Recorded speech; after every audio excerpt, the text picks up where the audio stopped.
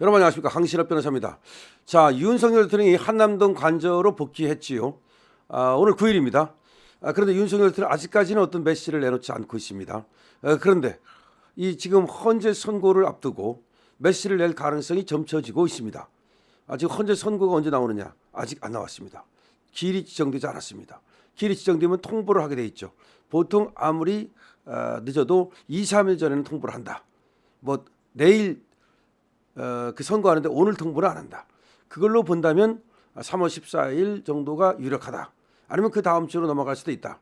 물론 한쪽에서는 이런 얘기가 나옵니다.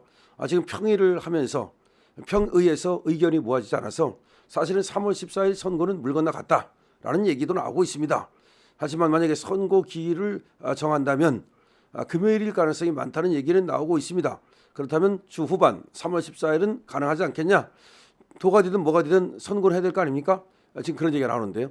그런 선고를 앞두고 윤석열 대통령께서 이제 메시지를 낼 것이다. 과거에도 말이죠. 체포되던 날 메시지를 냈죠.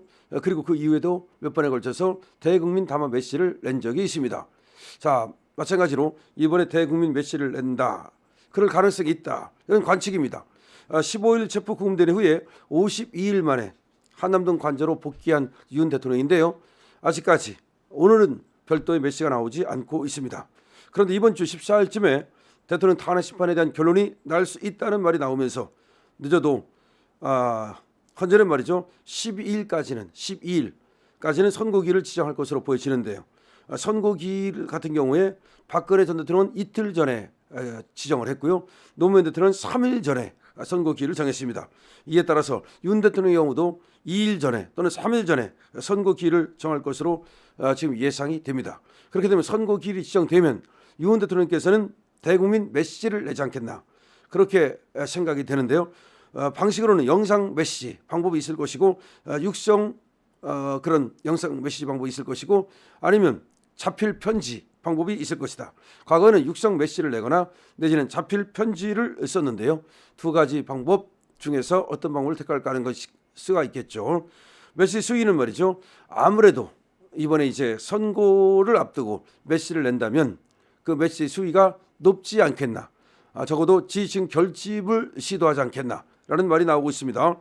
또 대통령으로서 말이죠. 어쩌면 윤석열 대통령이 이제 이 메시지를 내는 것이 그 향후 정치의 향방을 가를 수 있는 그런 것이기 때문에 둘 쪽에 모두 가능성을 두고, 그러니까 뭐 윤 대통령이야 복귀를 당연히 하시겠지만 메시지를 낼 때는 가능성을 약간씩 양쪽에 두고 그렇게 메시지를 낼 가능성도 있다는 얘기도 나오고 있고요. 아니면 확실하게 말이죠. 윤석열 대통령이 탄핵 각하 내지는 기각을 염두에 두고 그쪽으로 메시지를 낼 가능성도 있다는 얘기가 나오고 있습니다. 자, 윤석열 대통령은 말이죠. 지금 지지층 결집에 한층 났을 가능성도 있다는 전망도 있는데요. 구치소를 나오면서 가득 채운 그 지지자들에게 말이죠. 서울구치소 앞을 가득 채운 지지자들에게 주먹을 불끈 쥐어 보이거나 내지는 손을 흔들면서 또는 인사를 하면서 지지층에게 굉장한 고마움을 표시했고, 또 윤석열 대통령을 위해서 애쓴 모든 국민들에게 또는 애쓴 어떤 또 청년 세대에게 또 애쓴 사람들에게 모두 하나하나 일일이 고마움을 표시했는데요. 아무래도 이제 윤 대통령께서 지금같이 윤석열 대통령을 지지하는 층 이쪽을 더 결집시키고 그쪽에 더 고마움을 표시하는 그런 어떤 담화가 나올 것이다, 이렇게 예상해 볼 수 있습니다. 신율 명지대 교수는 통화에서 말이죠. 이 언론사와의 통화에서 윤 대통령이 여러 가지 행보를 취할 수 있다. 그렇죠. 여러 가지 행보는 가능합니다. 지금 정치 활동을 못할 뿐이지 대중 집회도 가능하다. 대중 집회도 가능하죠. 여러 가지 방법을 동원할 것이고 메시지 수위도 올라갈 것이다.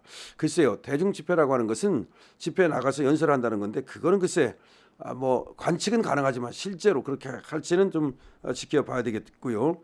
자, 실제 윤 대통령은 말이죠. 석방되면서 변호인단을 통해 메시지를 공개했는데요. 거기서는 이런 말씀을 하셨죠. 응원을 보내주신 국민들, 미래세대 여러분께 감사드린다. 저희 구속에 항의하며 목숨을 끊으셨다는 안타까운 소식을 접하고 너무 마음이 아팠다. 저희 구속과 관련해서 수감되어 있는 분들의 조속한 석방을 기원한다고 하는 등 대부분 메시지가 지지층에 대한 감사에 모아졌죠. 이와 함께 윤 대통령이 직접 장애 집회 현장에 참석할 가능성이 없는 것은 아니다, 이런 얘기도 나오고 있고요. 자, 어쨌든 대통령실은 이거에 대해서는 선을 긋고 있습니다. 제가 봐도 그것은 좀 나가는 것이고, 대통령실 관계자는 윤 대통령이 차분하고 담대하게 담담하게 헌재 결과를 기다릴 가능성이 크다. 예, 그리고 차분하게, 담대하게, 그리고 담담하게. 저도 그렇게 생각을 합니다. 또 어디를 나가서 집회를 나간다든지 또는 연설을 하는 것은 경우성 문제점이 거론됩니다. 현지 대통령 신분으로 자기 집회에 참여할 경우 주변 일대가 보안구역으로 설정되는 등 최대 수만 명이 모이는 인파 속에서 경호 업무 자체가 마비될 가능성도 있습니다. 현지 대통령이 그 집회에 나가는 건 불가능한 거예요. 그걸 모르는 사람들이 얘기하는 거예요. 거기가 경호지역으로 지정이 되는데 그럼 집회 자체가 불가능해요. 그렇기 때문에 집회에 간다는 건 뭐 어렵다고 보고 역시 영상을 통해서 아니면 또 편지를 통해서 우리 국민들 특히 이제 지지층에게 어떤 메시지를 전달할 가능성이 있다는 얘기가 나오고 있습니다. 자, 윤석열 대통령이 이렇게 이제 석방이 되니까 말이죠. 야, 활기를 띠면서 말이죠. 윤석열 대통령 어떤 행보를 취하느냐, 지금 뭐 하고 계시냐, 지금 무엇을 드시느냐, 잠은 잘 자셨냐, 누구를 만나느냐, 일거수일투족이 지금 역시 스타입니다. 역시 스타는 스타예요. 지금 역사를 만들어가고 있습니다. 원래 이 스토리가 있어야만 영웅이 되는 겁니다. 스토리가 없으면 그냥 그 대통령 됐는데 5년 있다가 뭐 퇴임하고 그렇게 그게 무슨 아무것도 남는 게 없어요. 스토리가 있어야만, 그래야만 역사적 인물이 되는 것이고 영웅이 되는 것이죠. 지금 윤석열 대통령은 말이죠, 영웅의 조건을 완벽히 갖춰가고 있어요. 자, 무슨 말입니까? 그야말로 극적으로 정치도 안 하던 사람이 그 혜성과 같이 나타나서 대통령이 됐습니다. 근데 대통령이 됐는데 대통령을 하다가 그야말로 또 이렇게 탄핵을 당해가지고 직무가 정지되는 그런 일을 겪었고, 근데 천신만고 끝에 다시 부활했습니다. 부활하고 나서 또 정치를 이렇게 저렇게 했습니다. 이거는 완전한 스토리가 영웅의 스토리를 만들어가고 있는 거죠. 그럼 영웅의 스토리를 만들어가고 있는 과정에서 지금 나오는 이런 담화라든지 이런 것도 하나의 그 스토리 안에 포함되는 것이죠. 그러니까 윤석열 대통령이 교도소 안에서 구치소 안에서 무엇을 했는가, 이제 성경을 읽었다 이런 얘기도 나왔지만 그거 말고도 그 구치소 사람들과 어떤 얘기를 주고받고 그리고 어떤 그런 모범적인 행동을 했는가 등 이런 것들이 이제 하나의 전부 다 역사가 되고 사실이 되고 이것이 이제 사람들에게 구전되고 알려지고 그렇게 되는 겁니다. 그래서 그것이 나중엔 전설이 되고 그리고 또 하나의 그 영웅의 영웅담이 되는 것이죠. 자, 그런데 지금 내놓고 있는 여러 가지 담화라든가 그런 말씀이라든가 이런 것들도 하나하나가 이제 우리 조선왕조실록에 보면 말이죠, 그 하나하나가 다 적혀 있지 않습니까? 심지어 조선왕조실록에는 그 왕이 누구를 몇 번 만나고 누구한테 편지를 몇 번 보내고 경연에 몇 번 참여하고 그런 것까지 다 기록이 돼 있거든요.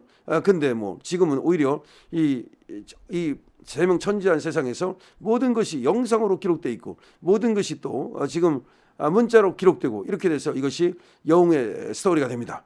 자, 윤석열 대통령 과연 지금 어떤 행보를 취할까, 지지층을 결집하기 위해서 과연 또 담화를 낼까, 뭐 그런 얘기가 지금 언론에 났습니다.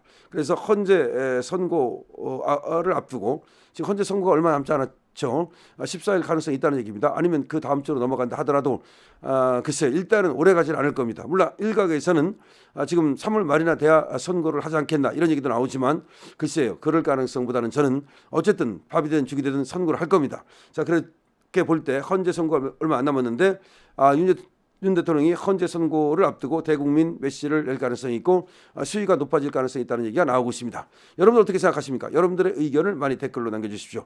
그리고 좋아요를 많이 눌러주십시오. 좋아요를 누르면 이 영상이 말이죠, 그야말로 알고리즘에 의해서 많은 사람들이 보게 된다고 합니다. 좋아요 아낌없이 부탁드립니다. 강신업 TV입니다.